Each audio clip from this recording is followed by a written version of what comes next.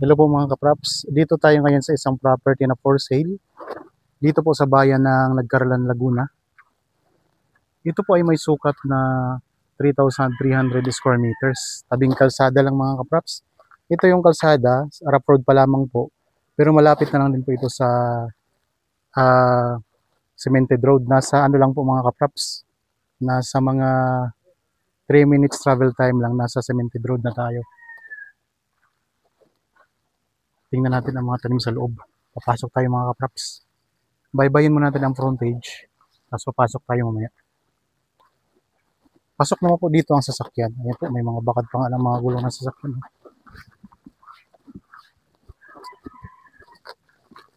Frontage.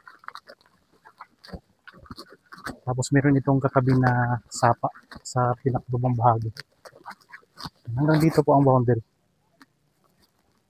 Tapos ito yung palabas papunta sa main road. Okay, pasok tayo.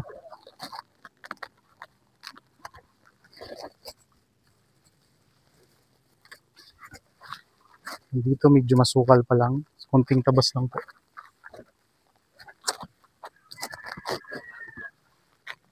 Meron siyang mga tanim na mga rambutan, tapos may mga saging, mga niyog. Maraming mga tanim mga kapaps.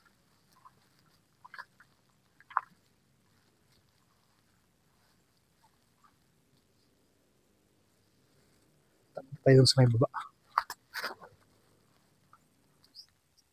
Yan, ito yung boundary, itong may nakatanda na tali. Pababa po yan diretso. Yung pinakadulong boundary mga kaprops.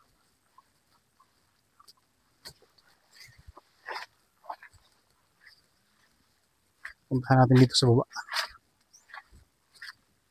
Yan, maraming mga tanim. Mga saging, tapos may mga rambutan, may santol. Katabi lang ng kalsada mga kaprops.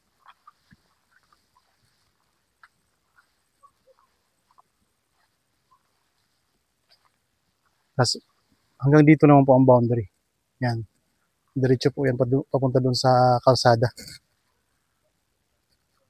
Ang lupa mga kaprops, ang korte ng lupa ay rectangle siya. Pahaba po siya papunta doon sa baba, papunta sa may maliit na sapa. Ito may mga ano no, may mga bulak-bulak na yung rambutan. Ang lupa mga kaprops ay medyo pa-slope ng konti. Banayad ang pagka-slope nito. 3,000 square meters. Ito ay titulado. Tara, punta natin sa baba.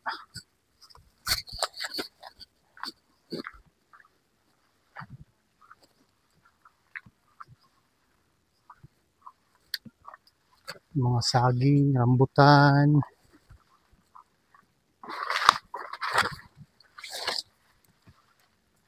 Ang distansya po nito sa town proper ng Nagcarlan ay estimated lang po nasa 15 to 18 minutes travel time lang.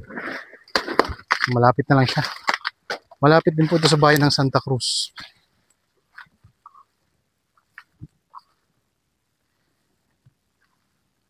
Pahaba po siya hanggang doon sa pinakadulo.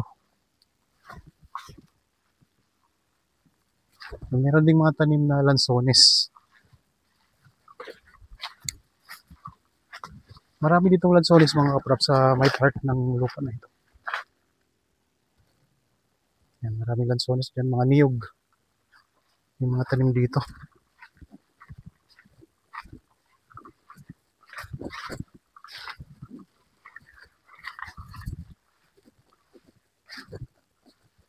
Kasi ito yung katabing property. Yan. Nilinis na rin siya yung katabing property mga kapraps. Pero para mas maganda tong aking in-offer sa inyo kasi marami siyang tanim. Oh. May mga avocado pang oh. Daming lansones.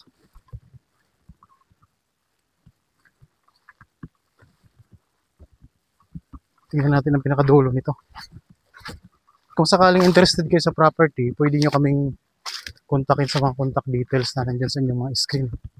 Yan, meron ditong puno ng langka, tapos may santol.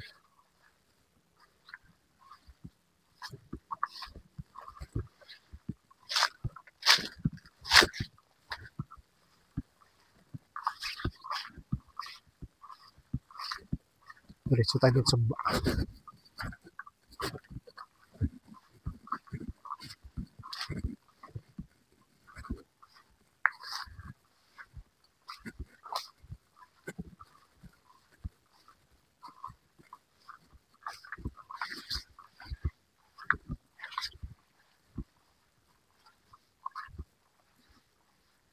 Dito maraming mga rambutan.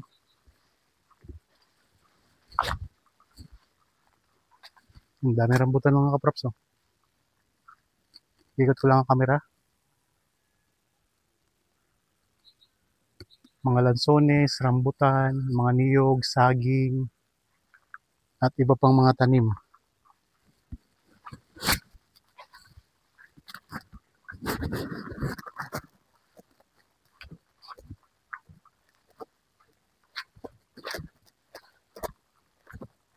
Ang sukat ay 3,300 square meters. Titulado dito sa bayan ng Nagcarlan, Laguna.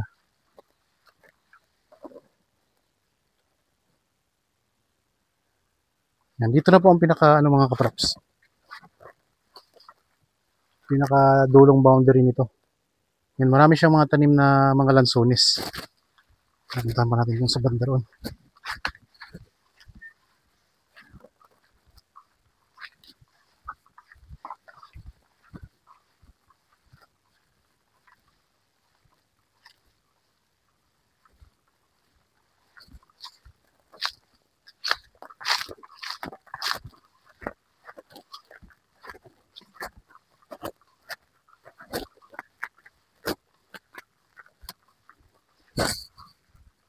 Mahaba ang property.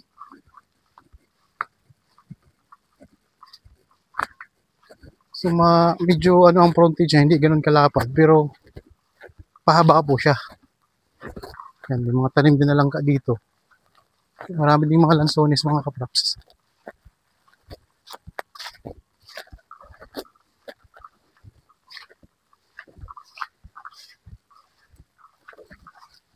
Uy, puno na lang to. May bunga na.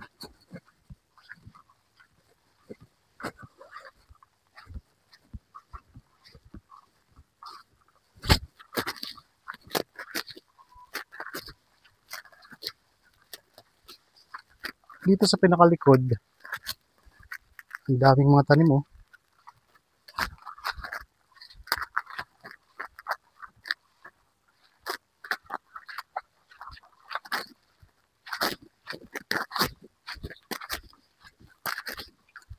Diretso pala to dito sa sapa mga kaprops, ang boundary nito.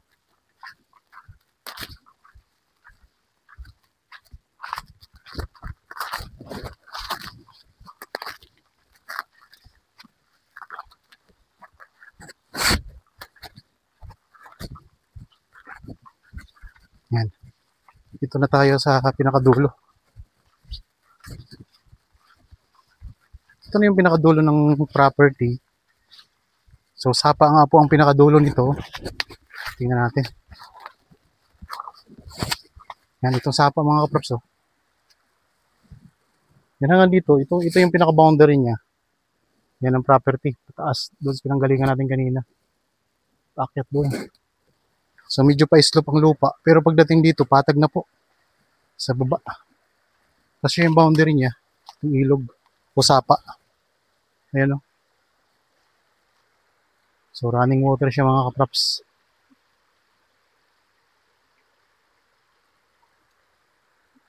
Yan, isa itong farmland na merong boundary na ilog sa likuran bahagi.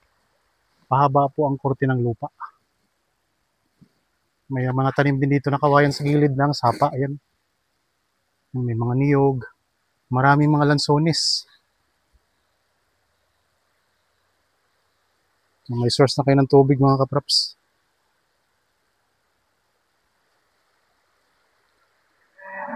Dito tayo sa pinakadulong bahagi ng property. Ang kabilang property, meron silang water pump na ginawa, nilagay dito. So para mabilis po ang pag-akyat ng tubig sa kanilang property. Okay, balik na tayo. So may source na ng tubig, tabing kalsada lang po, pasok na po ang sasakyan dito sa property. Maraming tanim. So iba-ibang mga tanim dito. May mga langka, maraming mga lansones. May santol, may mga puno ng niyog, may mga rambutan. So kaya kung interested po kayo sa property mga kapraps, kontakin nyo lang po kami sa mga contact details na nandyan sa inyong mga screen. Pwede po sa Viber, cellphone number, Facebook Messenger, at WhatsApp. Yan. Ito yung pinakadulong boundary, pinakadulong bahagi ng property. Maraming tanim ano.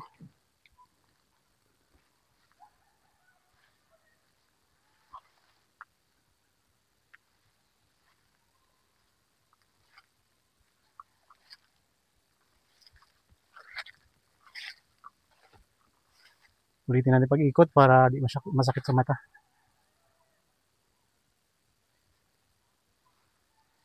Mga lansones, oh, dami. Tapos may mga rambutan. May mga tanim din sa kawayan sa pinakalikurang bahagi ng property. Balik tayo.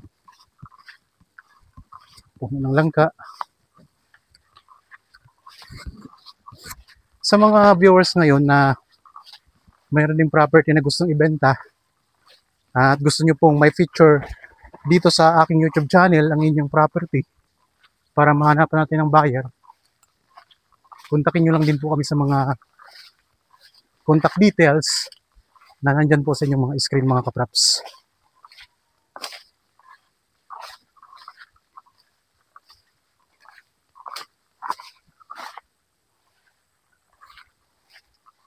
Ang daming lansones pa rin dito.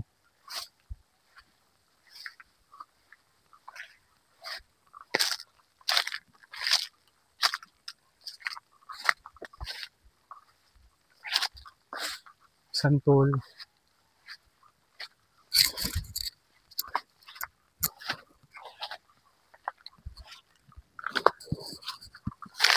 Mga niyog.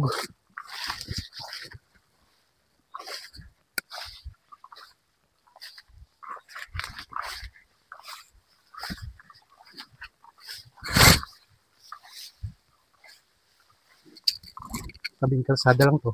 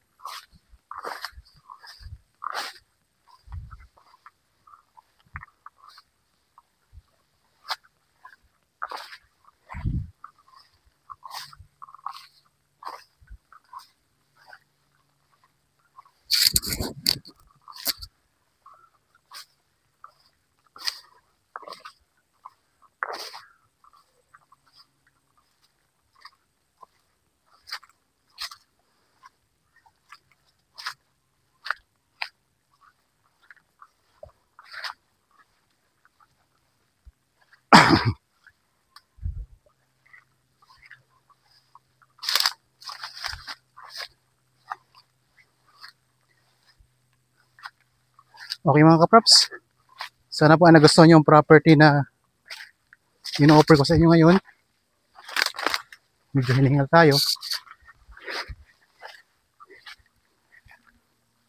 Para po sa mga bago pa lang sa aking channel at napadaan lang po dito sa aking channel, huwag niyo pong kalimutan mag-subscribe at pindutin rin po ang notification bell para maging updated kayo sa mga bagong property na i-offer namin. Okay? Maraming salamat po. Lagi tayong mag-iingat at God bless po sa ating lahat mga kapraps.